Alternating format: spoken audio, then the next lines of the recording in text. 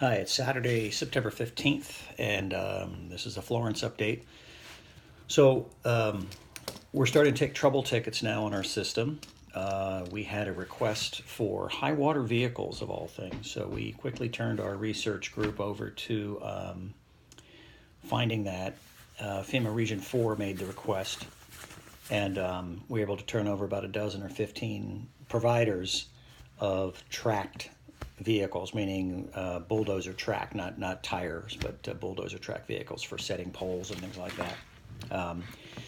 The protocol is they will forward it out to their states and up to FEMA region headquarters.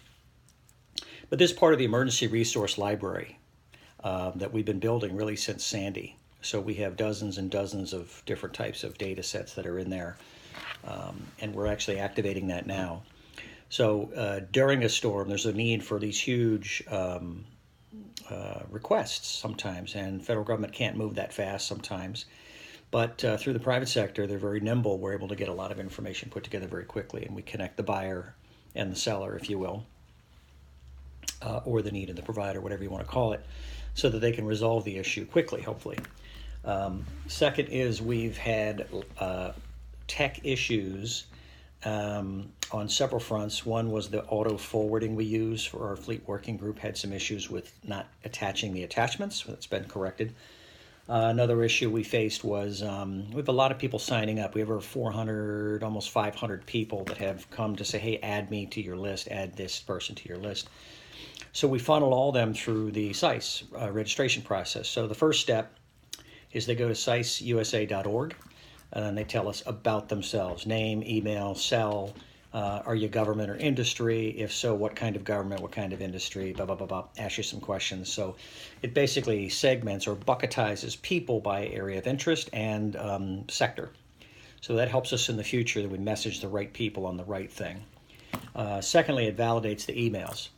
So the system we use actually validates that those are good emails by testing it in like nanoseconds. So that's kind of phase one of the SISE vetting.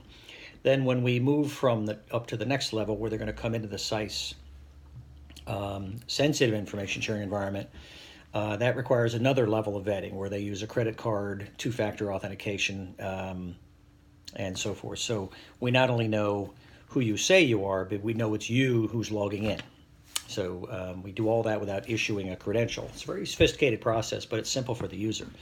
So that's what we're working on today, is kind of the onboarding. And we got several new sit reps this morning from Virginia and North Carolina. The Federal Aviation Administration issued a drone UAV guidance for the private sector. And today what will happen is we'll manage, we're down at EEI again today, and we'll be managing the App Center for all the situation requests, information requests that come in, maybe for supplies or, you know, hey, we need this or that, or where is their fuel, if there's fuel shortage reported or so forth. So, okay, that's it for today.